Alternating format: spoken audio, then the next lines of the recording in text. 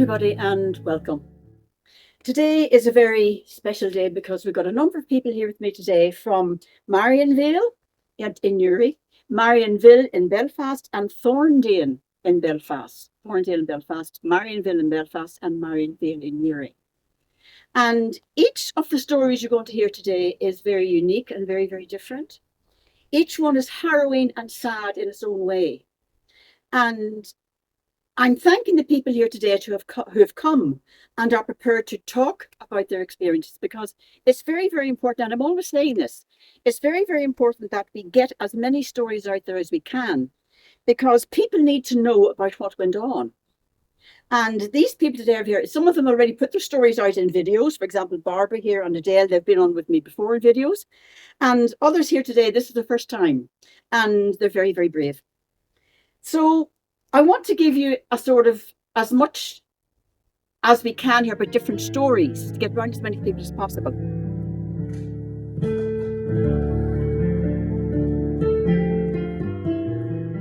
So I'm going to start with you, Patricia. You were taken into Marianvale to have your baby in 1981. Yes. And you were actually raped at 15 years of age. And you were taken in at 16 years of age to have your daughter in Daisy Hill. You were taken into Marianvale. Can you tell us your story, Patricia, from there? Yes, I was taken in and I was forced in, and I wasn't asked if I wanted to go in. And it was I think it was between the Salvation Army and the doctor and my parents all decided where I was going to go.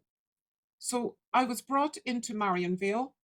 I didn't know why I was going to go into Marianvale, what was going to happen. I was took into Marianvale, and then my dad wouldn't come into Marianvale whatsoever. And my mum and one of the nuns spoke together without me being there. I was took down to the room, so I was, and shown where my room was. And I was told this is where I'm staying until I have a baby. And then I had the baby in December. I was taken in around August time, before August. It was around the end of July, the beginning of August. I was taken in then. That's what I remember. And when your baby was born, you were taken back to work in Marianvale. Yes. And your daughter was fostered to a good family, living only about 10 miles away from you. What were you doing back in Marion? What kind of work were you made to do? I was to scrub floors. I washed clothes in the laundry. I was to polish the things in the chapel, the silverware. I was down on my hands and knees, and when very pregnant and still doing that. And you had no idea where your daughter was fostered to? You had no idea about that? You didn't know anything about that? No, I didn't know. I didn't know what was happening to my daughter. I didn't know. I wasn't allowed to have her. Nobody said you can have a baby. It wasn't discussed. Nobody asked me anything. And you later married and have two children of your own? Yes, I did. And you didn't know your daughter for 18 years, but she came looking for you Yes, she did. when she was 18. And it was a very bittersweet reunion. Bitter because you had lost out that 18 years with her, and very sweet because here your daughter was in front of you. How did you feel when you first saw her, Tricia? I felt very guilty. It was always in my head that I was to blame. And first thing she asked, why did you give me up? And I said that it was the thing that was done in them days when they weren't married. That's the way it was. That's the way it was. And you see, they made you feel guilty. You were the one who was guilty. When in actual fact, you were the one who was the victim in all of this. And your relationship with your daughter is good now, isn't it, Patricia? It's turned out well for you, but you missed those 18 years. Yes, I did. Yes. I missed out 18 years of her life, but we're getting there in the end. Do you feel bitter or resentful, or how do you feel about it now? Patricia, what do you feel? Bitterness, resentment, anger? All of them. And you've had counselling to help you through all this, haven't you? Yes, I've had a very good counselor. Well, thank you for sharing your story with us, Patricia. Very interesting to hear, very sad, and it needs to be got out there. And as I said before, the more people who tell their stories, the better it is for everybody.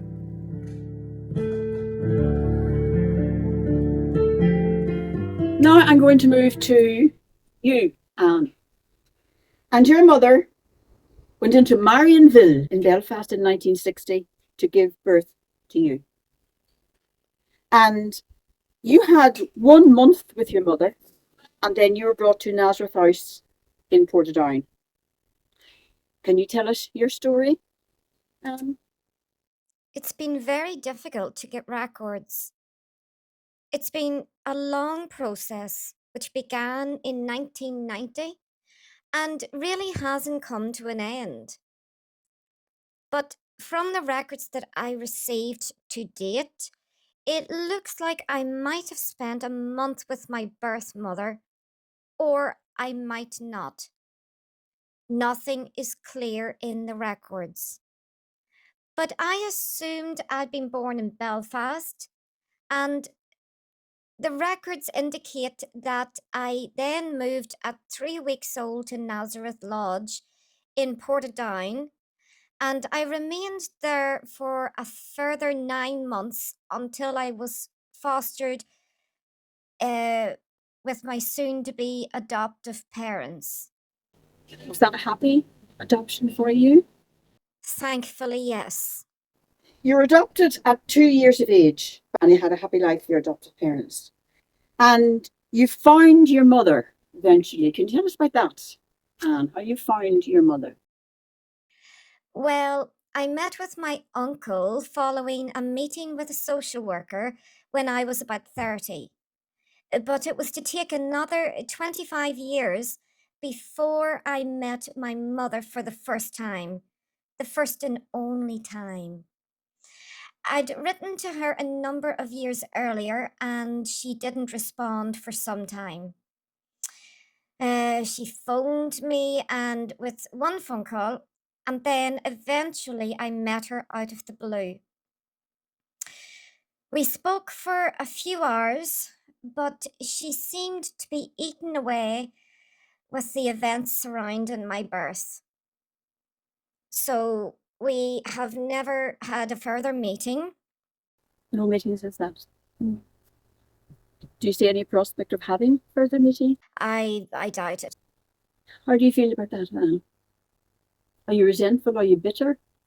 I wasn't bitter regarding the adoption because I appreciate how things were, the culture in 1960. And I find it hard to understand why now, in today's climate, she doesn't want to know her own child. But she's obviously ghosts to deal with. She has her own ghost to deal with. Yes, she has. It must have been very difficult for her. And in the times that we're in it, maybe what choice did she have? What about your father? I only found out who my father was through that one meeting with my birth mother. And by the time I found out who he was, his identity, he had passed away the previous year. So I never had the opportunity to meet with him. Is rejection the biggest thing that you're dealing with, Anne, here? That your mother, well, she rejected you for whatever reason. There's still the rejection there. Very much so. And that's the thing that will always goes on for you. Yes, you just don't cope with that. It can't. Yeah. Have you had counselling? I have had counselling. That helped. It has helped. But you're great to be able to come here and talk to us about it. So thank you very much for that, Anne.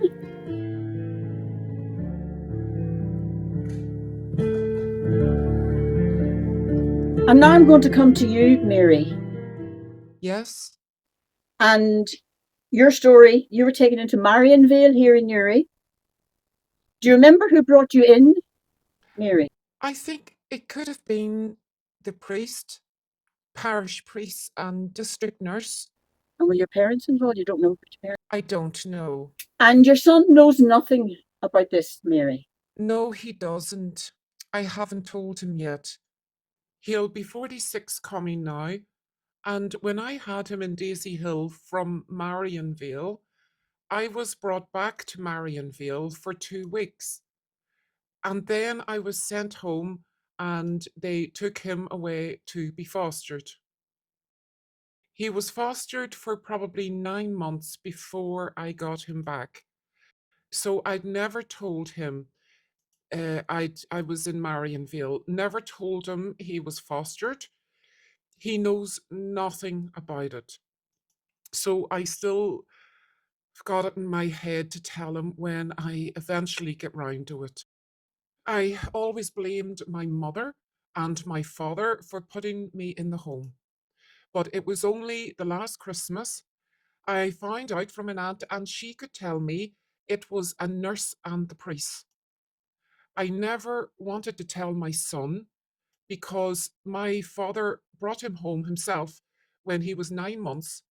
He reared him like he was his own, and he was treated like this. So I didn't want to ever make him feel any worse about his granddad and his granny. His granddad has passed away. My father has passed away for 29 years now, but mum is still alive. And while my mum is still alive, I promised myself I would never tell him because I don't want him to think and look at his granny and think, you put my mother in a home. And what I went through at the home and afterwards, I don't want him to know. I prefer if mum was gone. That's perfectly So understandable. I'm living a lie basically from 46 years ago. But I will eventually get round to telling him when the time is right. Can I ask you there, Mary, before I leave you, how did you get your son back after 9 months? Had you to pay for him to get him out? I don't know. My father got him back. I don't know what he paid or what he didn't pay. It's never talked about, and it's still to this day, it's never been mentioned in my house with my siblings or with my mother around me. It's never been mentioned. It's like pushed under the carpet because they don't realize the trauma we've been through before, while in there, and afterwards. So basically, it's a closed shop as far as I find my family is concerned. But how do you feel now? Do you feel resentment or anger? Mary, or how do you feel? I feel a lot of anger. I think a lot of it is to do with not getting the truth for my son's paperwork and everything else. At this day, I still don't know who his godparents were. I have went to the main parish to try and get records. I had the door closed on me several times, and I was told to write him an email and he might get something for me. I sent an email. It wasn't pleasant, but I sent it. And he told me I can get information, but it's going to be redacted. So it's no good to me. So I'm in limbo. I can't get any records or anything as well. This is a problem we're coming across time and time again, Mary. The falsification of documents. And even if you do get the documents, can you trust them?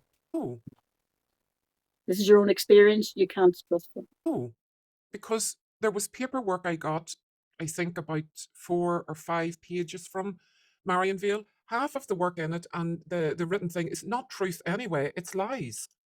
So I don't trust them. Where do you go? What do you do? What can you do? Not a lot at the moment. There's nothing much.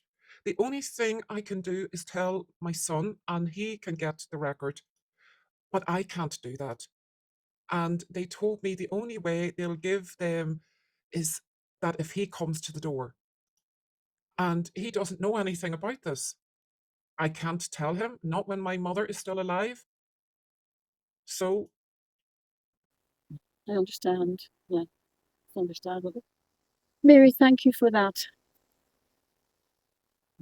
Sad and horrific for you. And you're very brave to come out and Tell us about that.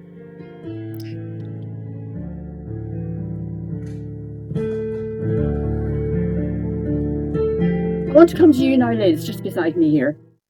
And your story is about you in Thorndale in Belfast, and it involves the Salvation Army. And you have a lot to tell us about the Salvation Army, haven't you? That is correct, Eileen. I went in at the end of 1969. There was no love involved at all. You had been a sinner. And if you'd been a murderer, you would have had more empathy. And when we went in, it wasn't like a hotel or anything like that. We had to work very hard as well. When I was really heavily pregnant, I was on my hands and knees polishing the floor, but had to lift really heavy furniture because you weren't allowed to scratch the floor. It was brutal. So you were forced in there in 1969 by your parents to give birth in Thorndale. Yes, Eileen, that's correct. My mother made me go in because she didn't want anyone to know that I was pregnant. It all had to be kept a secret. Shame and embarrassment and all of that. And you were 16 years of age when you gave birth. And your son was 5 weeks in Thorndale and taken from you by a social worker. Yes, that's correct. Well, he was actually 5 weeks and 3 days. And you told me earlier on why that social worker annoyed you so much. Why, Liz? Because I had to write father unknown on the birth certificate so that it wouldn't give them any problems and they wouldn't have to get in touch with him.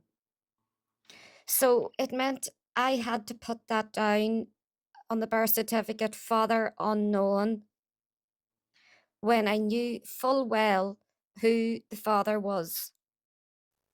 You didn't see your son for nearly 50 years after that. That's correct. I didn't, yeah. Do you remember the time when you met him, the occasion of the meeting? I do very well. I was sort of like overwhelmed, but it was lovely knowing that he had grown up in a very, very good family and that he was well loved. And you were not allowed to go and look for him. He had to come and look for you, which he did. Yes, yeah, I looked for him twice, but I was told on both those occasions that I could not find him, that he could only find me. And the only thing I could do was leave a letter at the births and deaths register, so that if he did come looking for me, that they would give him the letter, which they did do apparently. What about your relationship with your son now? Yes. Well, it's not as great as I would like it to be, but it is what it is. I'm happy enough to know that he grew up in a loving family. Well, there's a 50-year gap there when you didn't see him, so it can't be what you would like it to be, really, or what you could expect it to be. Have you tried to explain to him what happened and how is he taking that? Yeah, I have tried to explain, but at the same time, he's a man, and they don't understand sometimes, what a woman would go through. But there, it is what it is. I just don't think he really can understand or comprehend what it was like, if truth be told. Can I ask you, Liz, when you stood there in front of you for the first time in 50 years, what were your feelings? How did you feel?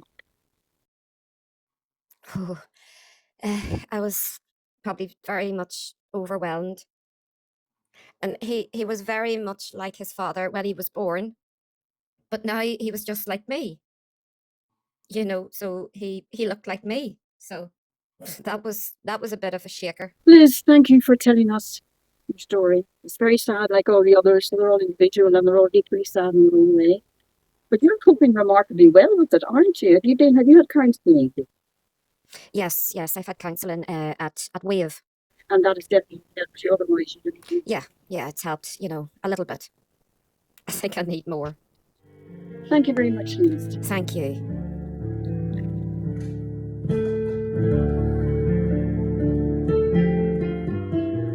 And now I want to come to you, Bill. And your story is about Thorndale in Belfast and the Salvation Army again. Your father was born in Thorndale in 1939. His mother was 17 years of age. She had been raped by a farmer in the neighbourhood. He was married and 57 years of age. And your father was adopted at 10 years of age. Can you take us from there with your story? You are now searching for justice for, that was your grandmother. So your work now is looking for justice for your grandmother and for your father. My family story is probably unique in that I'm trying to fight for justice for two deceased people. And under the current proposed bill, they will be excluded from any form of redress. My grandmother was sent to Thorndale by a family member when she was 17, and my dad was actually born in an institution, not in a hospital. They both stayed there for a full year. It's just unique that they both died so young, and my grandmother died when she was 35 and my dad 47. And both of them never received justice in their lives. Justice for what? What's your argument, Bill? Justice for what? Run that past us again. Justice for them both. My grandmother was so young, and what happened to her and the pressure in one of those places. The mantra of the Salvation Army was you were clothed, fed, and shown how to work. All of these girls worked in these institutions. It didn't matter what institution it was, and unpaid for that work, and there has to be justice for everyone that set foot in those places, not just my grandmother. Young girls, older girls, and it didn't matter who you were, they took you in and they abused them. Didn't matter what work they had, physical abuse, mental abuse, they were abused. And that's the justice I'm trying to get.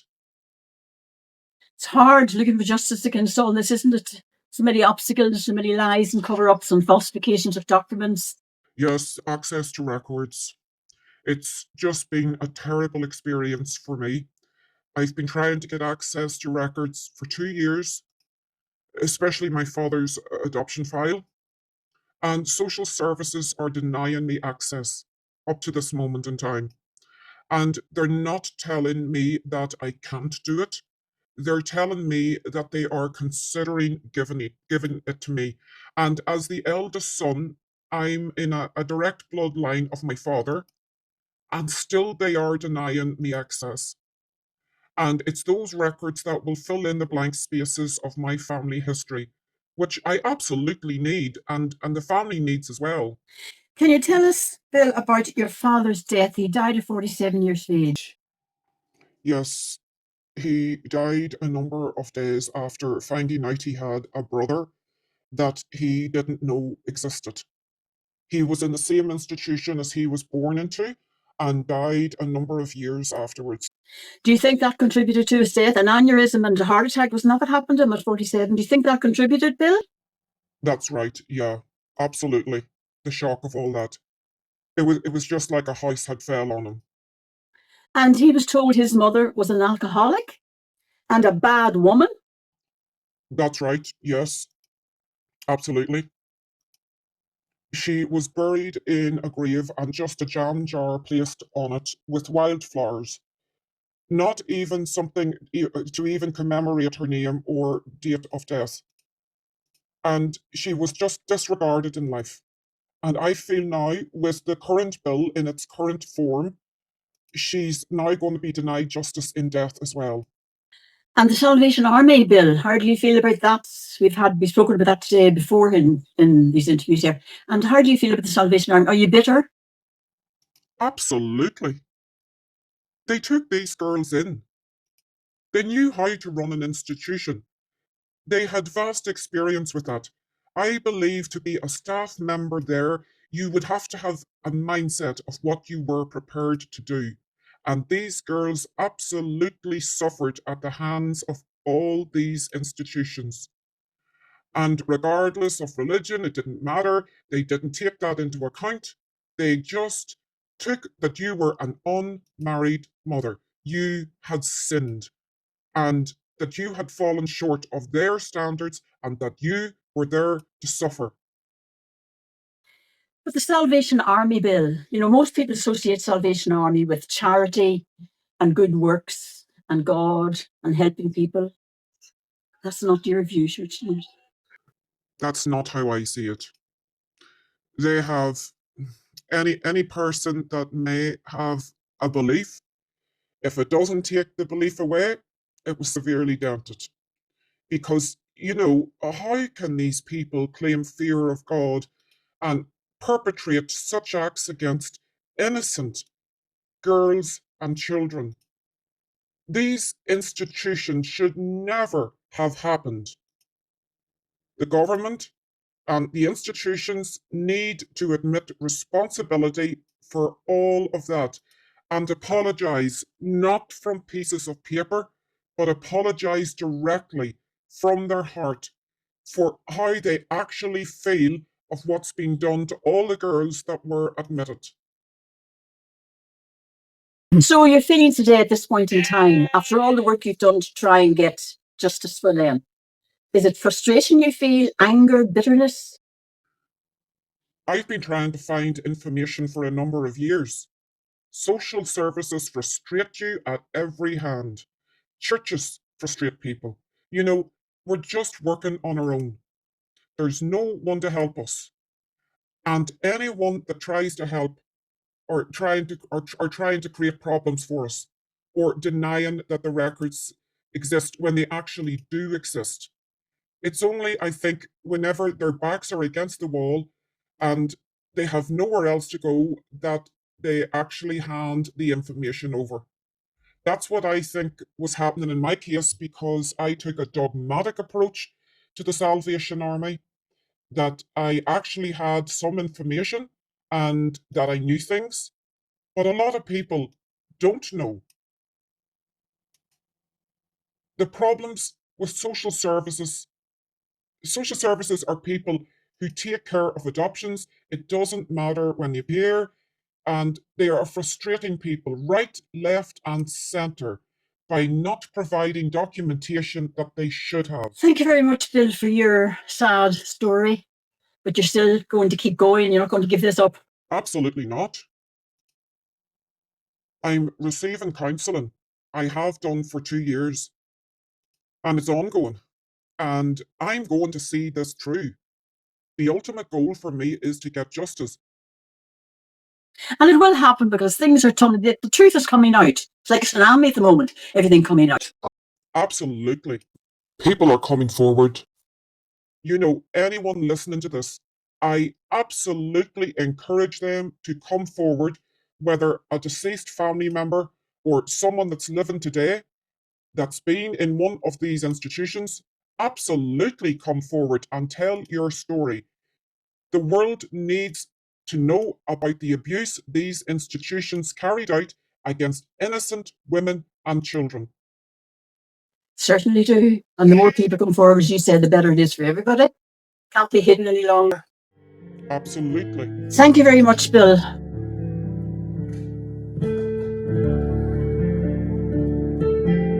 Now, we've heard here today stories from various people. Some of them were mothers going in, and some were the babies born in there. And I'm now coming to Barbara McCann beside me. Barbara, you may recognise from a recent video she did with us just a few weeks ago there. And Barbara, you can certainly identify with a lot of what we heard here today. And you went in as if you were a baby, not a mother, you were a baby. What did you pick up here today of these people who spoke to us? there's a lot of the same type of issues. When I tried to get my baptism lines, I was baptized the day I was born. I had to go through solicitors for the solicitors who dealt with the adoption of, my adoption, to get my birth certificate. It was on my baptism. And everything else has been for getting any paperwork or whatever. It's the same with Anne, trying to get, you're hitting brick walls. Both what has come to light, it's not only the babies like me have come and hit against brick walls, it's the mummies have all come against brick walls. I mean, Patricia and Liz, they, whatever you call it, have been coming across all these things too. You can't get the information that you're entitled to. They can't find out about what happened to their babies. As a baby, I couldn't find out what happened to my mummy until it was too late. I looked for over 40 years. And then I finally got an address and they sent a letter and she died. I don't know if she ever got that letter or not. So they're still lying to people, not telling people things. I mean, Bill's daddy finding out that he had a younger brother didn't know about. I found only a couple of years ago out that I have an older brother, that my mum had a boy that was adopted 3 years before me. So, everything crisscrosses. And there's no accountability, Barbara. None. None. Who do you hold responsible here? Who do you blame? Somebody's to blame. I blame the state. I blame the churches. I blame society in general, because if it doesn't affect them, they don't care. And that's if too many people are suffering. Thank you, Barbara.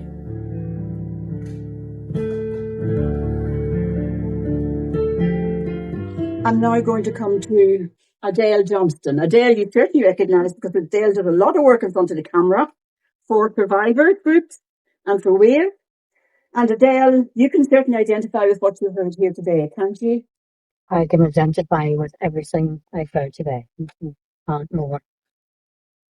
At the moment, I am very much worried about the proposed draft legislation.